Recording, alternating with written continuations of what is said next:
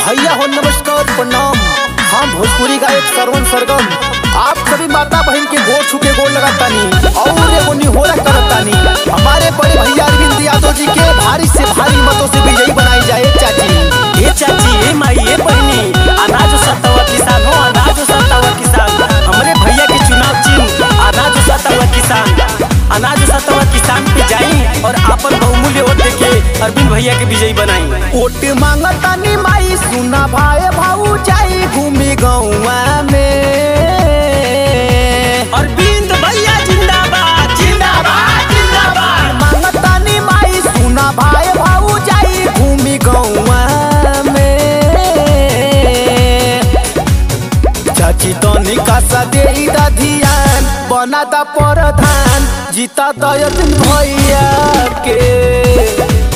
चाची तो निकासा दे ध्यान भाई हे अरमान जीता अरविंद भैया के।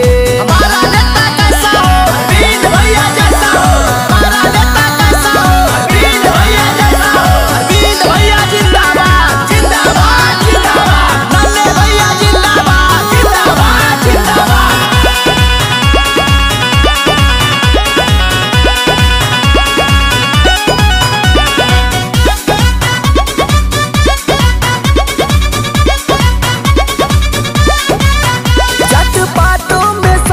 झुराइल बटे भाई खुनवा ना केहू के पटाइल बटे। गांव के विकास कराओ बात अरविंद भैया के जितावे के बाद। जात पातों में सब झुराइल बटे भाई खुनवा ना केहू के पटाइल बटे। सुना बहिनी हमार तनी करा ना विचार, दादा दादी के दुलार मिल जाई एक बार। तू ना बहिनी हमार तनी करा ना विचार बनवाई देले नाली अपना गौवा में। पूरा गौवा में दिहले आवाज बना दा प्रधान तू फिर से चुनौआ में। चाची तनी कासा दे ध्यान पाई है अरमान जीता अरविंद भैया के। ये चाची ए माई ए बहनी वो साता हुआ किसान हो, वो साता हुआ किसान। हमारे अरविंद भैया के पहचान हो साता हुआ किसान। पिछली बार भी जितनी यही बार भी जिताई और अपने गांव और अपने क्षेत्र का विकास कराई।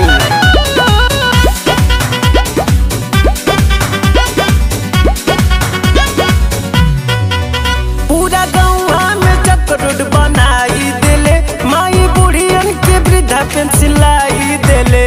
ये चाची ए माई देखिए जाओ अरविंद भैया के। पूरा गाँव में चक्कर बनाई देले माई बुढ़ियन के वृद्धा पेंशन लाई देले। सुन माई हमार कैले गाँव के विकास, पूरा घर घर दे दिले सबके आवास। सुन माई हमार कैले गाँव के विकास और अरविंद बाटे भैया के नौआ हो। दुख सुखावा में दी है तो हर साथ आ करी है विकास जीता नन्हे भैया के। दुख सुखावा में दी है तो हर साथ आ करी है विकास जीता अरविंद भैया के। ये चाची ए माई ए बहनी पिछली बार भैया हमार घर घर नाली बनवैले और सबके आवास दिवैले और वृद्धा पेंशन भी लगवैले। अब की बार भैया के जिताई और संपूर्ण गांव के विकास कराई और उज्जवल भविष्य बनवाई।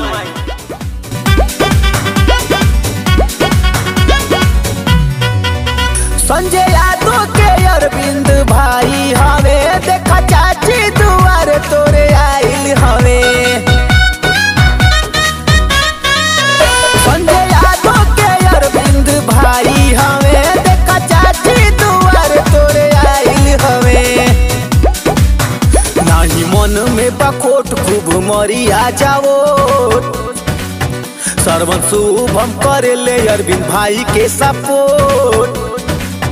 नहीं मन में बखोट खूब मरी आ जाओ और अरविंद भैया के जके नौवा पे। चाची तनी कासा दे ध्यान बाई है और मान जीता दर्जन भैया के चाची तनी कसा दे